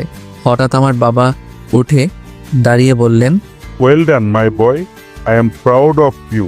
বলে আমাকে জড়িয়ে ধরলো। এরপর কমিশনার স্যার আমাদের সকলের পুলিশের জব ও ট্রেনিংয়ের বিষয়টা তুললেন। কমিশনার স্যারের মুখ থেকে কথাগুলো শুনে সবাই সহজে মেনে নিল, সাথে আমাদের সকলের ট্রেনিংয়ে যাওয়ার জন্য অনুমতিও দিল। এখন সবাই বিভিন্ন বিষয় নিয়ে আলোচনা করছে। আমি হারামিগুলোকে আমার রুমে নিয়ে গেলাম। সবগুলো তো সেই খুশি, এই বয়সে বিনা পয়সায় সরকারি প্লাস পুলিশের চাকরি পেয়ে। কাল তো চলে যাব, শ্রাবণীর এখনো আমার সাথে সেটিং করিয়ে দিলে। কাল শ্রাবণীর সাথে তোর সেটিং করিয়ে দিব। আমরা বন্ধুরা মিলে আড্ডা দিচ্ছি আমার রুমে। হঠাৎ বাইরে থেকে চিৎকার চেঁচামেচির আওয়াজ আসছে। কি হয়েছে দেখার জন্য বাইরে আসলাম। রুম থেকে বের হতেই কেউ আমাকে ঝাপটে ধরল। আমি তার ভার সামলাতে না পেরে পড়ে গেলাম। ভাগ্য ভালো আমার পিছনে কোন হারামিটা আসছিল তার উপর পড়লাম, ফলে ঝাপটে ধরা ব্যক্তির ভার সামলাতে পারলাম। এরপর সোজা হয়ে দাঁড়ালাম। খেয়াল করলাম আমাকে যে জড়িয়ে ধরে আছে সে কাঁপছে, ফলে আমার টি শার্টের সামনের দিকটা ভিজে গেছে এবং বুক ভিজা ভিজা মনে হচ্ছে। এরপর ওই ব্যক্তির দিকে খেয়াল করলাম। যেহেতু আমার বুকের সাথে মাথা লাগিয়ে আছে, তাই মাথাটা তুলে দেখলাম ব্যক্তিটার কেউ না, মিহি। মিহির মুখের দিকে তাকিয়ে দেখি চোখ মুখ অনেকটা ফুলে আছে, চোখের তলায় কালি জমে গেছে। ভালোভাবেই বোঝা যাচ্ছে এই 2 দিন মেয়েটা খুব কেঁদেছে। আমি মিহির মুখের পানে অপলক চেয়ে আছি। পিছন থেকে কারো চিৎকারে আমার হুঁশ ফিরল। ও মা গো! পিছনে ফিরে দেখি 9 ফ্লোরে শুয়ে আছে। মিহি এখন আমাকে জড়িয়ে ধরে আছে। ওই তুই ফ্লোরে শুয়ে শুয়ে কি করছিস? শালা, আমার ঘুম পাচ্ছে তাই ফ্লোরে শুয়ে পড়ছি। ও মা গো, তোমার ছেলেকে এই দুটো মিলে মেরে ফেলবে গো। ওই তুই দেখে শুনে জড়িয়ে ধরতে পারিস না? এখন যদি ছাদে দাঁড়িয়ে থাকতাম তাহলে নিশ্চিত আমি নিচে পড়তাম। মিহি আজ কোনো কথা বলছে না, শুধু আমাকে জড়িয়ে ধরে আছে। অন্যদিন হলে নাইমের এতক্ষণে খবর করে দিত। থাক, আর ভাব ধরতে হবে না, উঠে পড়ো। এখন তো আমি ভাত ধরছি। শালা, আমার সামনে আমার বোনের সাথে প্রেম করিস আর আমার লাইনটা ক্লিয়ার করে দিতে বললেই যত ঝামেলা। এই মিহি, সারোকে লজ্জা শরম সব ধেয়ে খাইছোস? ভাইয়ের সামনে লাভারকে জড়িয়ে ধরে আসিস। মিহি নাইমের কথা শুনে আমাকে আরো শক্ত করে জড়িয়ে ধরল, সাথে কান্নার বেগও বেড়ে গেল। আচ্ছা তুই ওঠ আর তোরা নিচে যা, ওর সাথে আমার কিছু কথা আছে। ওরা সবাই নিচে চলে গেল। এখন ছাড়েন আর আমার সাথে রুমে আছেন বলে আমি মিহিকে আমার থেকে ছাড়াতে গেলাম, কিন্তু মিহি আমাকে ছাড়তে চাইছে না, আরও জোরে ধরে আছে। দেখেন আমার ভালো লাগছে না, প্লিজ ছাড়েন। মিহি আমাকে ছাড়ার কোনো নামগন্ধ নাই। তাছাড়া বন্ধুরা চলে যেতেই শব্দ করে কাঁদতে শুরু করেছে। ওই ছাড়তে বলছি না আপনাকে, ছাড়েন। আমার ধমক দেওয়ায় মিহি ভয় পেয়ে উঠল এবং ছেড়েও দিল। এবার আরও শব্দ করে কাঁদতে শুরু করলো। আসেন রুমে আসেন। আমি আমার রুমে ঢুকলাম। ওই আসেন। মিহিও আসলো, কাঁদতে কাঁদতে হিচকি তুলে ফেলছে। আমি পানির বোতলটা ওকে দিলাম। ও খেয়ে বোতলটা হাতে ধরে দাঁড়িয়ে কাঁদছে। এই ফাঁকে আমি রুমের দরজাটা বন্ধ করে দিলাম। আমি বিছানায় বসে ওকে আমার পাশে বসতে বললাম। মিহিও আমার পাশে বসলো, বসে আমাকে জড়িয়ে ধরল আর বলতে লাগলো, প্লিজ মাফ করে দাও, আর কখনো এমন ভুল করব না, আর কখনো তোমায় কোনো কষ্ট দিব না, প্লিজ মাফ করে দাও। তোমার কি মনে হয় তুমি যে কাজটা করছো এত সহজে কি মাফ করে দেওয়া যায়? আচ্ছা, মাফ করে দিব যদি আমার কিছু কথা মেনে চলতে পারো। আমি তোমার সব কথা মানতে রাজি, প্লিজ মাফ করে দাও এবারের মতো, আর কখনো এমন ভুল করব না। ওকে, প্রথমে তো কান্না বন্ধ করো আর যা বলছি মন দিয়ে শোনো। এখন থেকে এসব শার্ট প্যান্ট পরতে পারবে না। সাধারণ বাঙালি মেয়েদের মতো সালোয়ার কামিজ পরবে। সকল প্রকার গুন্ডামি বাদ দিতে হবে। আর সব থেকে গুরুত্বপূর্ণ যেটা, ভালো করে লেখাপড়া করতে হবে। ইন্টারের রেজাল্ট প্লাস চাই। এসব মেনে চলতে পারবা? যদি মেনে চলতে পারো তবেই তোমাকে মাফ করে কাছে টেনে নিব। আর যদি মনে করো তুমি এগুলো মানতে পারবে না, তবে দরজা খুলে চলে যাও। তারপর পরপরই মিহি আমাকে ঝাপটে ধরলো। আমি সব পারবো, তোমার সব কথা মেনে চলবো, প্লিজ মাফ করে দাও। আচ্ছা যাও, মাফ করে দিলাম। মিহিকে শক্ত করে জড়িয়ে ধরলাম। দেখি ছাড়ো, কিছু কথা বলছি মন দিয়ে শোনো। হুম। শোনো, তোমার বেস্ট ফ্রেন্ড কি যেন নাম ওর? শ্রাবণী। কেন, কি করছে ও? কিছু না, তোমার ভাই নাইম ওকে ভালোবাসে। আমার মনে হয় শ্রাবণীও নাইমকে ভালোবাসে, কিন্তু দুইজনের কেউই তোমার ভয়ে এগোতে পারছে না। আমি চাই কালই তুমি ওদের মিল করিয়ে দিবে। তাছাড়া শ্রাবণীকে তোমার ভাইয়ের বউ করতে কোনো প্রবলেম আছে? কি, শ্রাবণী তো আমাকে কিছু বলেনি। কাল দেখা হোক, তারপর ওকে দেখাবো। আবার শুরু হয়ে গেছে। একটু আগে কি বলছি মনে নাই? সরি। আচ্ছা যাও, কাল ওদের মিল করিয়ে দিব। এখন তোমার বুকে মাথা রেখে ঘুমাবো, এই 2 দিন ঘুমাতে পারি না। বলে মিহি আমাকে ঠেলে বিছানায় শুয়ে দিল এবং নিজেও আমার বুকে মাথা রেখে শুয়ে পড়ল। আরে, আসল কথাই তো শুনলে না। যা বলবে কাল শুনবো। আমি এখন তোমার বুকে মাথা রেখে ঘুমাবো, তাই এখন আমাকে একটু আদর করে ঘুম পাড়িয়ে দাও তো। আমি মিহির মাথায় হাত বুলিয়ে দিতে লাগলাম। কিছুক্ষণ ভিতরেই মিহি ঘুমিয়ে পড়লো। আমি ওকে বালিশে শুয়ে দিয়ে নিচে চলে আসলাম। নিচে আসতেই, বাবা, ওকে মাফ করে দে, মেয়েটা খুব ভালো, হয়তো রাগের মাথায় ভুল করে ফেলেছে। আম্মু বাদ দাও তো। তাছাড়া আমি ওকে ভালোবাসি। আমি জানি ও অল্পতেই রেগে যায়, আর রাগের কারণেই আমার সাথে অমন করেছে। আমি ওকে মাফ করে দিয়েছি। আমার কথা শুনে হারামিগুলো হেসে উঠলো, সাথে পিছন থেকেও হাসির শব্দ আসলো। পিছনে তাকিয়ে দেখে আঙ্কেল আন্টিরা হাসছে। আমার তো খেয়ালই ছিল না যে বাসায় আঙ্কেল আন্টিটা আছে। নিজের কথায় নিজেই এখন লজ্জা পাচ্ছি। দৌড়ে আবার উপরের রুমে চলে আসলাম। যাওয়ার সময় শুনলাম পিছন থেকে সবাই আরও জোরে হেসে উঠল। আমি রুমে এসে মিহির ঘুমন্ত মুখটা দেখে দাঁড়িয়ে গেলাম। চুলগুলো এলোমেলো, কতগুলো মুখের উপর একেবারে আছে। হুমায়ুন আহমেদ বলেছেন, যে নারীকে ঘুমন্ত অবস্থায় দেখতে সুন্দর সেই নারী প্রকৃত সুন্দরী। আজকে কথাটা সত্যতা নিজের চোখে দেখলাম। আমি একটা চেয়ার নিয়ে ওর মাথার পাশে বসলাম। বসে আলতো করে মাথায় হাত বুলিয়ে দিতে লাগলাম। কতক্ষণ এভাবে গেল বুঝলাম না। হুঁশ ফিরল বন্ধুদের গোলমালের শব্দ। শালারা হই হুল্লোড় করতে করতে রুমে ঢুকলো। আমি ওদের দিকে রাগি চোখে তাকিয়ে, হুশ, দেখছিস না মিহি ঘুমাচ্ছে? সরি ভাই, চল, আন্টি সকলকে ডিনার করতে ডাকছে, তাই তোদেরকে ডাকতে আসলাম। ও ঘুমাক, চল নিচে যাই। কি প্রেম মাইল! আমাকে দেখ শালা, পুডা কপাল আমার। ছোট বোনের সাথে বন্ধু প্রেম করে, আর আমাকে তাই চেয়ে চেয়ে দেখতে হয়।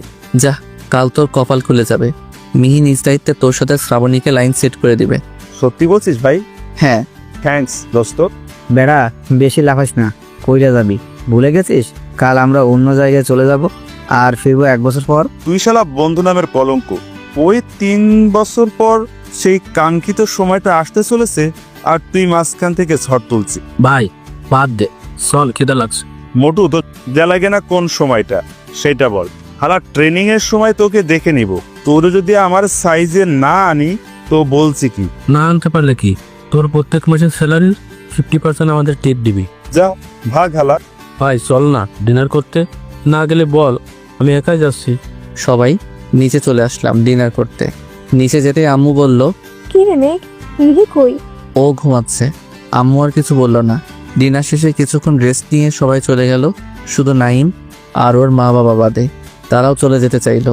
তখন আমার মা বাবা তাদেরকে আজকে রাতটা আমাদের বাসায় থেকে যেতে বলল, কিন্তু তারা রাজি হলো না। তারা মিহিকে ডেকে দিতে বলল। আম্মু ভাবিকে পাঠালো মিহিকে ডাকার জন্য। ভাবি গিয়ে কি করলো জানি না। একটু পর নিচে এসে বলল, মেঘ, তোকে মিহি উপরে ডাকছে। আমি তো ভাবির কথা শুনে লজ্জায় কারো দিকে তাকাতেই পারছি না। কোনো রকম মাথা নিচু করে উপরে চলে আসলাম। রুমে ঢুকতেই মিহি দরজা বন্ধ করে দিল। তারপর আমাকে জড়িয়ে ধরলো। এই কি হচ্ছে কি এখন? কেউ উপরে আসলে কি ভাববে বলো তো?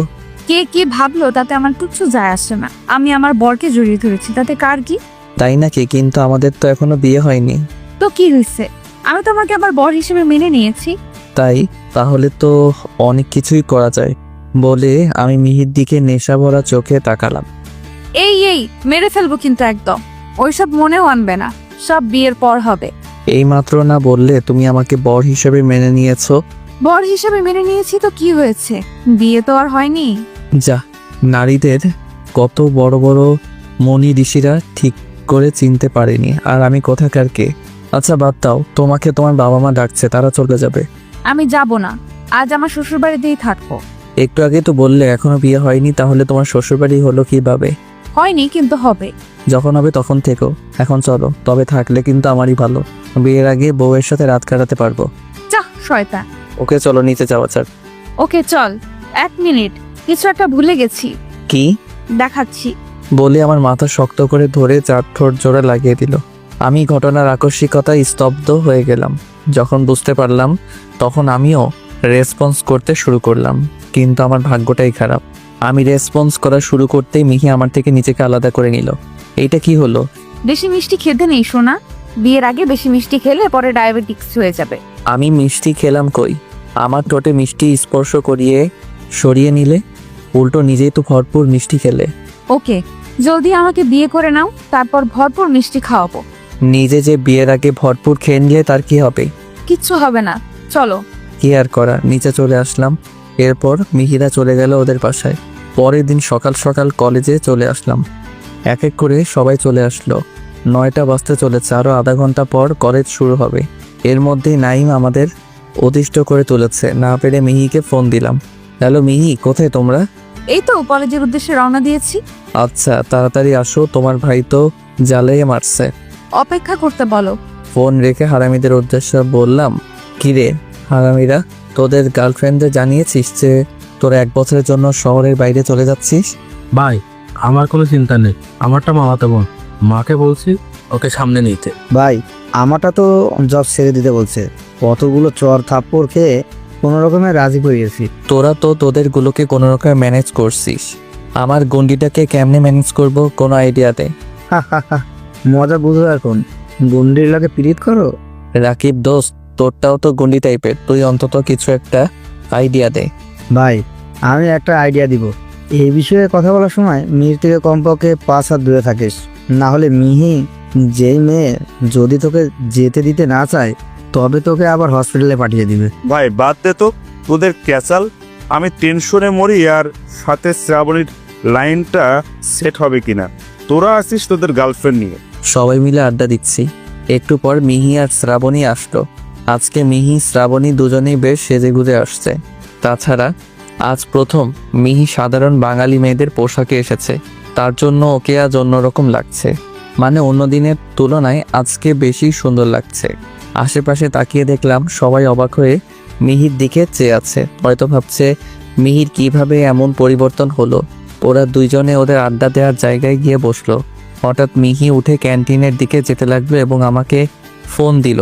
আমি রিসিভ করার পর বলল, জানো ভাইয়াকে পাঠিয়ে দাও শ্রাবণীকে প্রপোজ করতে। তুমি কি শ্রাবণীকে এই বিষয়ে কিছু বলছো নাকি? আরে না, ও এমনিতেই ভাইয়ের উপর দুর্বল। আমি আজ আসার সময় ওর ফোন নিয়ে গ্যালারিতে ঢুকেছিলাম, দেখলাম গ্যালারি ভাইয়ার ছবি দিয়ে ভরা। ও ওকে এখনই পাঠিয়ে দিচ্ছি। আর শোনো, ভাইয়াকে পাঠিয়ে দিয়ে জলদি ক্যান্টিনে চলে এসো। যথাজ্ঞা মহারানী। নাইম, তুই রেডি তো কিসের জন্য? শ্রাবণীকে প্রপোজ করার জন্য? আমি পারবো না, তুই আমার হয়ে করে দে। কি শালা, প্রেম করবি তুই, প্রপোজ করে দিবে অন্য কেউ? তাহলে তুই কেন প্রেম করবি? অন্য কাউকে বললেই হয় প্রেম করার জন্য। আমি পারবো না ভাই, ওর সামনে গেলে আমার হাত পা কাঁপে, মুখ দিয়ে কথা বের হয় না। তাহলে বসে বসে আঙ্গুল চোষ। তুমি এই পাশ দিয়ে ট্রেনিংয়ে যাবা, ওই পাশ দিয়ে তোমার শ্রাবণীকে নিয়ে অন্য কেউ ভেগে যাবে। না না, শ্রাবণী আমারই থাকবে। এখন যাচ্ছি ওকে প্রপোজ করতে। বলে গজগজ করে হাঁটতে শুরু করলো। ওই তুই প্রপোজ করতে যাচ্ছিস, তা ফুল কই? দূর মিয়া, প্রপোজ করতে ফুল লাগে নাকি? তুই যে পানি খাবি, তোকে আগে পানি পর্যন্ত যেতে হবে না? তেমনি প্রপোজ করতে গেলেও ফুল লাগে। কিন্তু আমি তো ফুল আনি নাই, এখন ফুল পাই কই? জলদি দৌড়ে ইতিহাস ডিপার্টমেন্টে যা, সামনের বাগানে নিশ্চিত গোলাপ আছে, ওইখান থেকে একটা ছিঁড়ে নিয়ে আস। থ্যাঙ্কস দোস্ত। জলদি যা, তোর বোন আসলে আবার তোর সমস্যা হবে। ভাই প্লিজ, আজকের জন্য তোকে অনুরোধ করছি, প্লিজ তুই মেয়েকে নিয়ে কোথাও ঘুরতে যা। আমি ভাই হয়ে আমার বোনকে নিয়ে ঘুরতে দেওয়ার জন্য তোর কাছে হাত জোর করে অনুরোধ করছি, প্লিজ। নাইমের এই কথাই শুনে আমি সহ সবাই হাসতে হাসতে পেট চেপে বসে পড়লাম। এরপর আমি ক্যান্টিনের দিকে রওনা দিলাম। ক্যান্টিনে এসে দেখি মিহি একটা চেয়ারে বসে কফি খাচ্ছে। আমি আসতেই ও কাপ রেখে আমার কাছে চলে আসলো। চলো আজ ঘুরতে যাব কোথায়? পার্কে। ওকে চলো, আমারও তোমাকে খুবই গুরুত্বপূর্ণ একটা কথা বলার আছে। তো বলো। না না, এখানে নয়, চলো পার্কে যাই, সেখানে গিয়ে বলবো। এরপর আমরা দুইজনে পার্কের উদ্দেশ্যে রওনা দিলাম। কলেজ থেকে আসার সময় দেখলাম হারামিকগুলো নাইম ও শ্রাবণীর প্রপোজ করার কাহিনী ভিডিও করছে আর হাসতে হাসতে গড়াগড়ি খাচ্ছে। ওদিকে নাইমের ও শ্রাবণীর কাহিনী দেখে ক্যাম্পাসে প্রায় সবাই মজা নিচ্ছে, কারণ শ্রাবণী নাইমকে কান ধরে উঠবস করাচ্ছে। আগে বাচ্চা কি হয়েছে কিছুই দেখলাম না।